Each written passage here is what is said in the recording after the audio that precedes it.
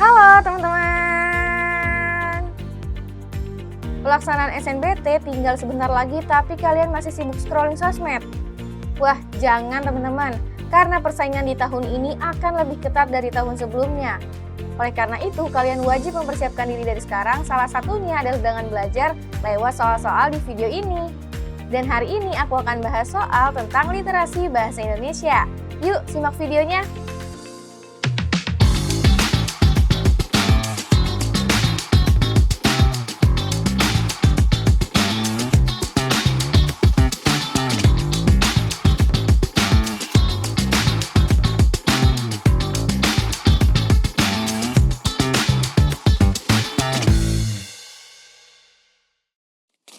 Oke, yuk kita masuk ke soal pertama ya, teman-teman. Di sini soal untuk materi literasi bahasa Indonesia.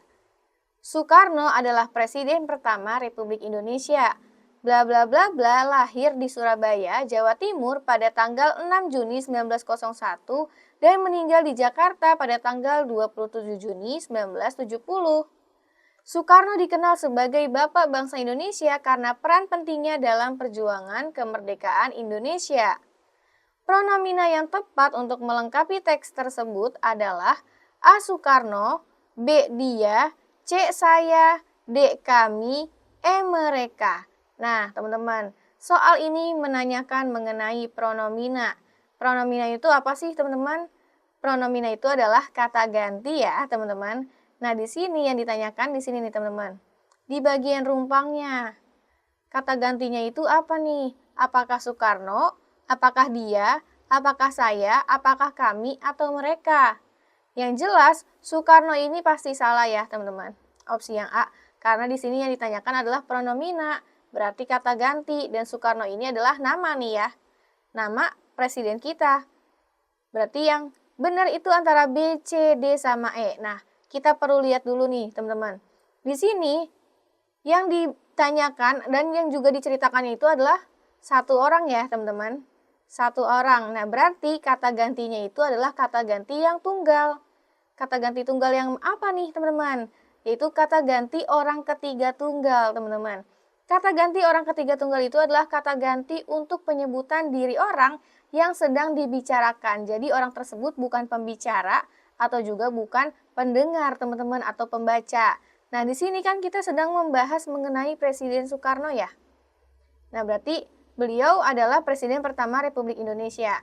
Nah, di sini Presiden Soekarno ini pasti satu kan ya, teman-teman, jumlahnya.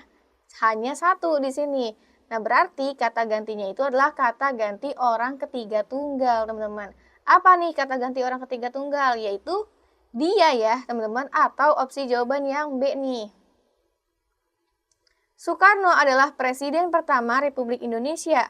Dia lahir di Surabaya, Jawa Timur pada tanggal 6 Juli 1901 dan meninggal di Jakarta pada tanggal 27 Juni 1970. Nah, kalau di opsi yang C, teman-teman, saya. Saya ini adalah kata ganti, tapi kata ganti orang pertama tunggal, teman-teman. Saya, aku, itu adalah kata ganti orang pertama tunggal. Kemudian kalau kami, ini adalah kata ganti orang pertama jamak. Jamak itu apa? Jamak itu adalah jumlahnya lebih dari satu orang. Nah, kalau mereka ini adalah kata ganti orang ketiga, teman-teman. Tapi jumlahnya ini banyak atau jamak. Jadi kalau mereka adalah kata ganti orang ketiga jamak. Dia adalah kata ganti orang ketiga tunggal, teman-teman. Nah, di sini karena yang dibahas itu adalah satu orang, maka kata ganti orang ketiga tunggal.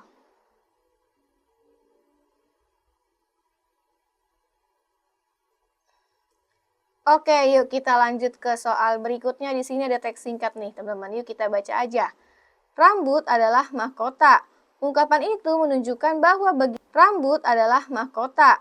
Ungkapan itu menunjukkan bahwa begitu pentingnya rambut bagi seseorang. Tak berlebihan jika merawat rambut akhirnya menjadi sangat penting untuk penampilan. Dengan jumlah penduduk Indonesia yang sangat besar membuat tempat cukur rambut atau barbershop tumbuh di berbagai kota. Kata berimbuhan yang salah pada teks di atas adalah A. Pentingnya, B. Berlebihan, C. Ungkapan, D. Menunjukkan, E. Membuat. Nah, teman-teman di sini kata berimbuhan. Berarti ada kata dasar yang kemudian dia itu mendapatkan imbuhan. Bisa di awal, bisa juga di akhir teman-teman, atau justru di keduanya, di awal dan di akhir. Di sini kita lihat ya, kalau opsi yang A pentingnya, berarti kan kata dasarnya penting ya. Dapat imbuhannya nih teman-teman. Kira-kira udah benar belum sih teman-teman? Ini sudah benar ya. Di sini nih. Bahwa begitu pentingnya rambut, berarti sangat penting gitu loh rambut bagi seseorang. Kemudian yang B berlebihan, berarti kata dasarnya itu adalah lebih, dapat imbuhan bersamaan di belakangnya. Tak berlebihan jika merawat rambut akhirnya menjadi sangat penting untuk penampilan. Ini udah benar juga teman-teman. Kemudian yang C, ungkapan. Pasti kata dasarnya itu adalah ungkap, dapat imbuhan an. Ungkapan ini juga sudah benar ya teman-teman. Bentukan kata imbuhannya. Kemudian kita lihat yang D, menunjukkan. Nah, menunjukkan teman-teman. Udah benar atau belum sih? Masih belum benar. Kenapa? Karena di sini semestinya kaknya tuh double teman-teman. Jadi menunjukkan. Nah, di sini kan kaknya cuma satu ya teman-teman. Harusnya apa? Menunjukkan.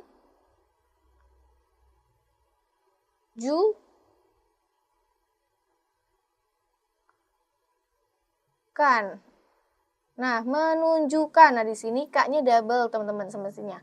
Bukan cuma satu, tapi kan di sini satu aja ya.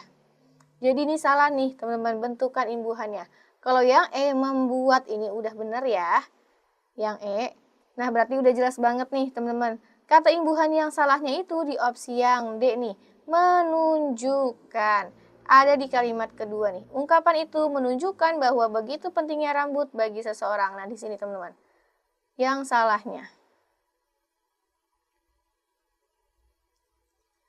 Oke, yuk kita lanjut ke soal berikutnya. Wah, ternyata tentang tanda baca nih.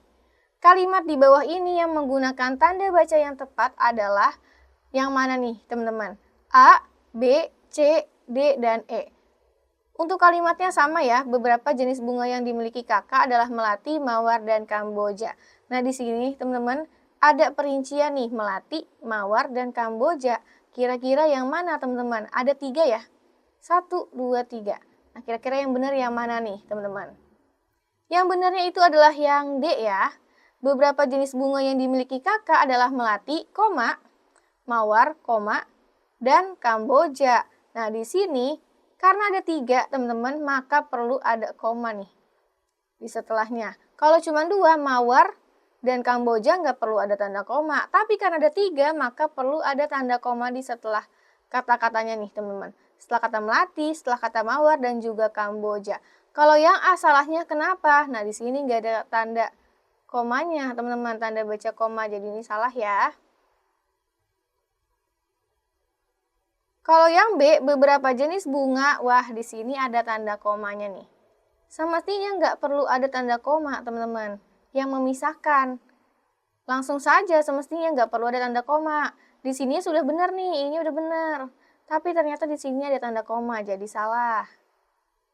Kemudian yang C juga sama, teman-teman. Di sini ada tanda koma, dan di sini nggak ada tanda komanya nih. Jadi ini salah. Yang D sudah benar, yang E salahnya di mana, Kak? Yang E salahnya di sini nih. Gak perlu ada ini, tanda titik 2 ini. Dan juga di sini tidak ada tanda komanya. Padahal di sini ada 3 perincian. Jadi yang E juga salah. Nah, berarti udah jelas ya, teman-teman. Yang benarnya itu ada di opsi yang D. Karena di sini setelah kata melati ada tanda koma, setelah kata mawar ada tanda koma, dan ada konjungsi dan di sini. Untuk menghubungkan ketiganya. Tunggu dulu teman-teman. Sebelum aku lanjutin ke soal berikutnya, aku meminta tolong ke kalian dulu nih untuk bantu channel ini agar terus berkembang dengan cara klik like video ini, kemudian subscribe dan jangan lupa nyalain notifikasi ya, karena kita bakal ketemu setiap hari loh, gak cuma sama aku tapi ada mentor lainnya juga. Dan jangan lupa share video ini ya teman-teman. Kalau udah, yuk kita lanjutin ke soal berikutnya. Oke, kita lanjut ke soal berikutnya nih, teman-teman, mengenai urutan kalimat. Di sini ada teks nih, boleh teman-teman pause dulu untuk tahu teksnya membahas tentang apa. Kalau udah langsung aja kita bahas. Kalimat dengan kemampuannya untuk mengakses internet dan menyediakan berbagai aplikasi, smartphone telah mengubah cara kita berkomunikasi, bekerja, dan menghibur diri. Sebaiknya diletakkan setelah kalimat ke.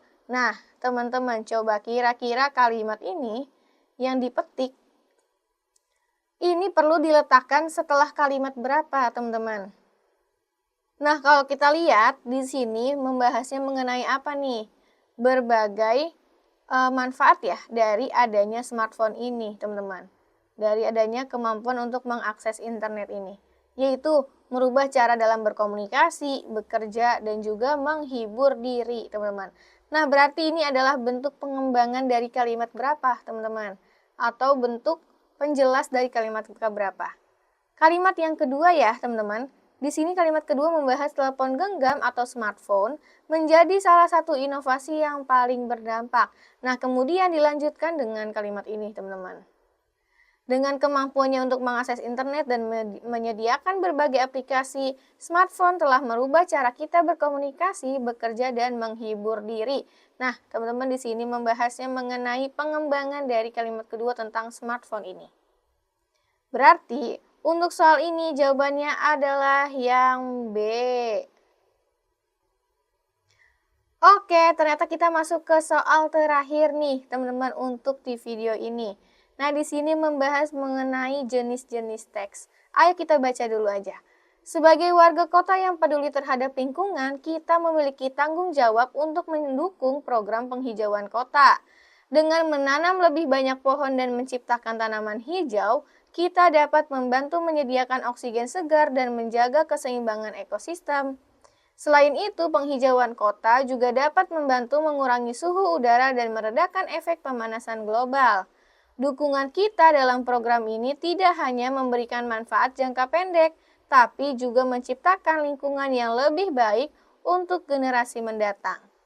Teks di atas merupakan jenis teks A. Eksposisi, B. Narasi, C. Persuasi, D. Prosedur, E. Laporan. Wah, teman-teman ditanyakannya mengenai jenis teks nih. Berarti kita harus paham teks ini membahasnya tentang apa, teman-teman.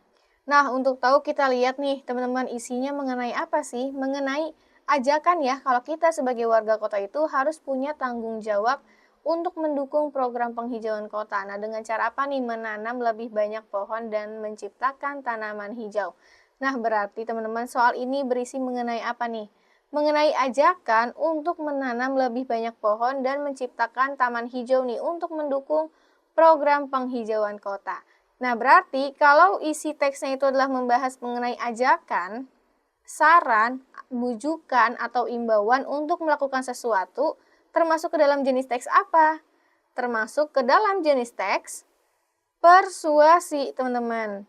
Karena teks persuasi ini adalah teks yang berisikan ajakan, saran, bujukan, imbauan, pengaruh, arahan kepada seseorang untuk melakukan suatu hal sesuai dengan tujuan yang ingin dicapai oleh penulis teks ini, teman-teman. Nah, di sini kan ada imbauan ya, ada imbauan, ada juga ajakan untuk apa? Untuk mendukung program penghijauan kota, salah satunya dengan menanam lebih banyak pohon dan juga menciptakan taman hijau. Jadi udah jelas banget, jawabannya itu adalah yang C. Nah, teman-teman, jadi segitu dulu nih soal mengenai literasi bahasa Indonesia yang bisa aku sampaikan hari ini ke kalian. Semoga dari soal-soal tadi bisa membantu kalian untuk nantinya menghadapi SNBT 2024. Dan aku juga mau ingetin kalian sekali lagi, jangan lupa untuk like video ini, kemudian subscribe dan nyalain notifikasi dan juga share video ini ya. Terakhir, aku mau ucapin terima kasih karena kalian sudah menonton video ini. Kita ketemu lagi di bedah soal selanjutnya dan tentunya dengan soal dan materi yang lebih beragam. Dadah!